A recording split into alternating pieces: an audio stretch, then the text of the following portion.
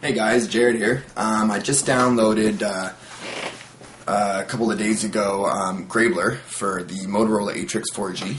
It's version 2.1, and just gonna kind of do a quick little video on it and see if you guys like it. And I do intend on doing some other videos in the future with themes on top of GreyBlur. So let's dive in and take a look and see if you guys like it as much as I do. Alright guys, so the ROM that I decided to download after I rooted my Motorola Atrix 4G was GreyBlur. It's the first one I've done. I used to be on an HTC Hero, so ROMing and theming and rooting, although somewhat similar to the HTC Hero, is a little bit different than the Motorola Atrix. So I'm still a bit of a noob at this. I seem to be finding my way over to XDA forums a lot more than other websites, as XDA right now seems to be the place to find all the latest news and info on what's going on with my particular phone. So without further ado, after rooting and flashing and all that stuff, keeping in mind this is a Bell Atrix, so I did have to do some extra stuff and workarounds in order to get GreyBlur to work on this, thanks to one of the other developers over at XDA. But this particular ROM is developed by Kenneth Penn over at XDA, so kudos to him for designing this for everybody. This is version 2.1, and I believe he's going to be working on this some more in the future.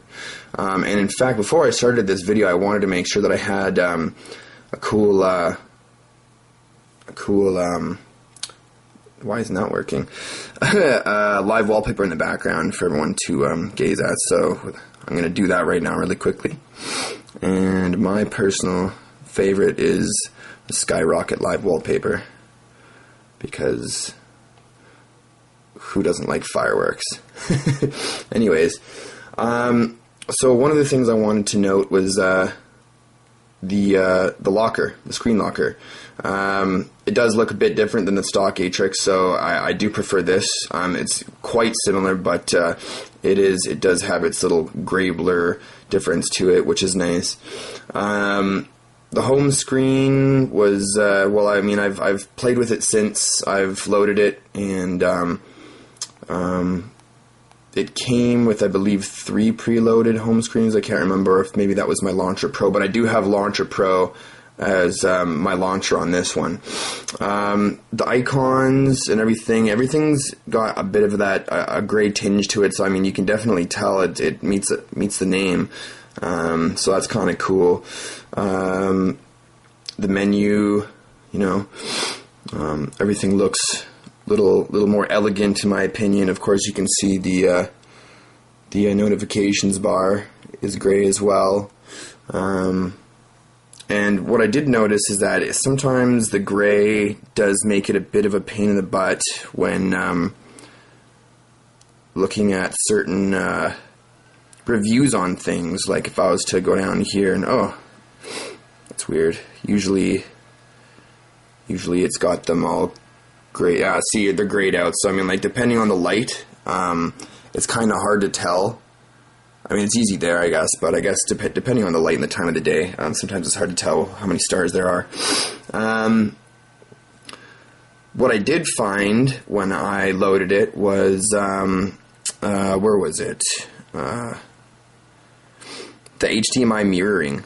That was cool. I did not have that before. I don't know why I can't seem to find it right now. That's strange. There it is. HDMI mirroring. I still haven't used it yet, but that's pretty cool, and I do intend on using it. So apparently what that's going to help you do is whatever's on your phone can go directly onto your TV or your HDMI device display. So that's cool. What else? Was there any other cool apps that it came with? You can tell the market, they kind of themed it a different color, so that was kind of neat. What else? They got rid of a lot of bloatware. And in fact, in the way that I ended up loading all this on, they changed. Not only did they change the icons for the camera, but mine, I actually downloaded a little script that gives me, if I can find it for you, Where the heck is it? Aha! LG Free Cam. And this one gives me, I have to just press the back key there. This actually gives me 1080p recording. So anything I record with this is in 1080p, which is nice. So that's a cool little hack I got out of there. It's pretty smooth. I like it. All the animations and everything. You know, surfing the internet. You know, pinch to zoom works really well. Flash works. Everything works. So I've got no complaints there. What else? Let's see if we can do a test and show you how much faster the apps open. I'll do a little speed test. You can see me. And you don't want to look at me. Some people say that the speedtest.net app isn't the most accurate. Keeping in mind this is on my Wi-Fi at the moment. So that's not 4G speeds or anything by any means. So let's take another app and open it up for you guys here so you can get an idea. Riptide GP is a good example. Graphics intensive app.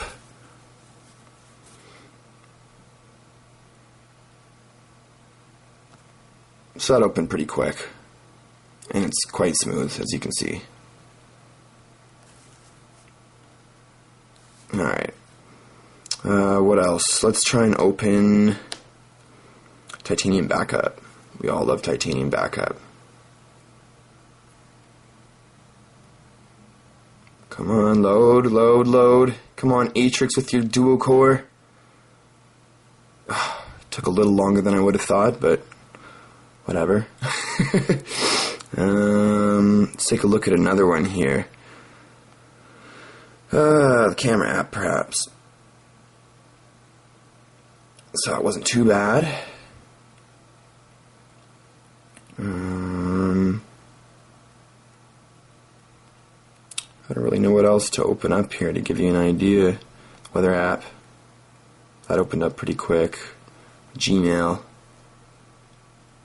Opened up pretty fast.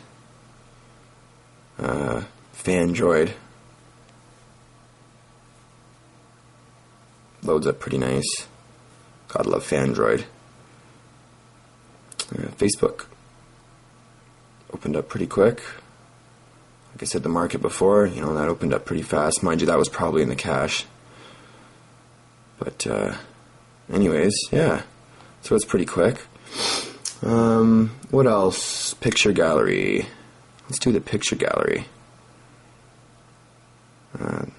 Bloop. Yeah. I like how it's got that that cool sort of tilt to it. It's acting nice and smooth. Let's go to camera. Take a look here. Loading pretty quick. You can see no time at all it loaded.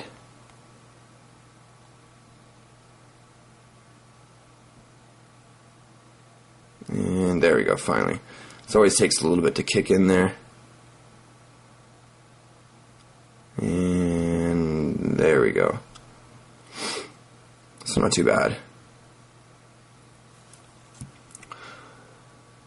What else? Maybe the music app.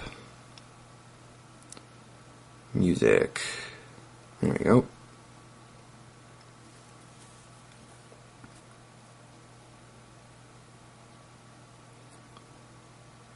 It almost felt a little bit choppy there for a second. But, give you an idea of what it looks like. I don't know why it's not playing it yet. Oh, it is. I just had the mute turned on over.